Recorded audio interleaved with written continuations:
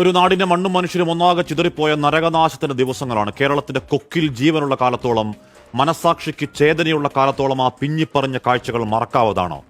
ആ കറുത്ത രാത്രിയും ആകാശത്തോളം ആർത്തുപൊട്ടിയ മലമ്പാറകളും കൂട്ടക്കുഴിമാടങ്ങളും ഓമനത്തം മാറാത്ത കുരുന്നു ശരീരങ്ങൾ, കളിപ്പാട്ടങ്ങൾ ഓർത്താൽ ഇപ്പോഴും തൊണ്ടയ്ക്ക് തടയുന്ന ഒരു ആർത്തനാദം കേരളത്തിന് ആയുഷ്കാലത്തേക്ക് ചങ്കുപൊട്ടുന്ന വേദനയാണ്. ആ കുടുംബങ്ങളിലെ കുഞ്ഞുമക്കളടക്കം സൂചിപ്പാറയിൽ നിന്ന് താഴേക്ക് കയ്യും കാലും വേറെ വേറെയായി ചാലിയാറിൽ കിടക്കുമ്പോഴാണ് ഈ ഒറ്റയ്ക്കായവരെ നമ്മൾ എങ്ങനെ സമാധാനിപ്പിക്കുമെന്ന് കേരളം അന്താളിച്ചു നിൽക്കുന്ന ദിവസങ്ങളാണ്. 10ാം നാൾ രാജ്യത്തിന്റെ പ്രധാനമന്ത്രി പ്രത്യേകമായി തയ്യാറാക്കിയ ഹെലിപ്പാഡിൽ പറന്നിറങ്ങുമ്പോൾ ആകാശത്തോളമാണ് നമ്മുടെ പ്രതീക്ഷ. ആകാശ നിരീക്ഷണവും കഴിഞ്ഞ് ചൂരൽമലയും ആ ബെയിലിപ്പാലത്തിലടക്കം മണിക്കൂറുകൾ മോദി വിസ്തരിച്ചു കണ്ട് ബോധ്യപ്പെടൽ, പ്രധാനമന്ത്രി അപ്പൂപ്പന്റെ താടിയിൽ പിടിച്ചു കളിക്കുന്ന നൈസമോൾ ഒരു പ്രതീകമായതാണ്. തട്ടിപ്പാണ്, ഇത് ഡിസാസ്റ്റർ ടൂറിസം എന്ന് ഒറ്റപ്പെട്ട് പറഞ്ഞവരെ നമ്മൾ തിരുത്തി. അങ്ങനെ പറയല്ലേ. ഈ കണ്ണീർ കാലത്ത് രാഷ്ട്രീയം കാണല്ലേ. ഇത് രാജ്യത്തിന്റെ പ്രധാനമന്ത്രിയാണ്. നേരിട്ട് കാണട്ടെ. മനുഷ്യവേദനയുടെ പരമാവധി അങ്ങേയറ്റം തരിപ്പണപ്പെട്ട നാടിനെ ചേർത്ത് പിടിക്കാൻ കേന്ദ്ര കൈത്താങ്ങിനുള്ള താക്കോലല്ലേ ആ പ്രധാനമന്ത്രി കാഴ്ച.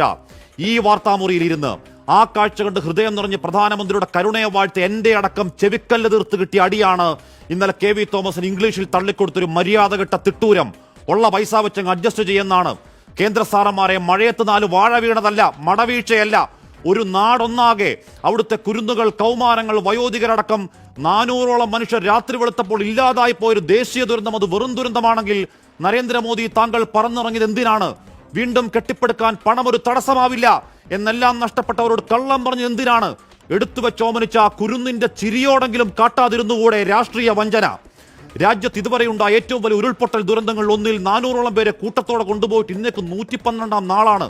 12 പേർ മരിച്ചൊരു സംസ്ഥാനത്തിന് 4ാം നാൾ 40 കോടി ഒരു മാനദണ്ഡം നോക്കാതെ കൊടുക്കാമെങ്കിൽ, പിന്നെയും ആയിരക്കണക്കിന് കോടികൾ പല സംസ്ഥാനങ്ങൾക്ക് ഒഴുക്കാമെങ്കിൽ, കേരളത്തിലേക്ക് മാത്രം ആ ചട്ടത്തിന്റെ മണ്ണാങ്കട്ട വെച്ച് കണ്ണിൽ ചോരയില്ലാത്ത കടുംപൊട്ടാണെങ്കിൽ സൂക്കേട് വേറെയാണ് പേര്, രാഷ്ട്രീയ പക. ഒരു പത്രം പറയുന്നത് ശരിയാണെങ്കിൽ പ്രധാനമന്ത്രി ഒന്ന് ഫോട്ടോ എടുത്ത് പോയതിന് സംസ്ഥാനത്തിന് ചെലവ് 40 ലക്ഷം.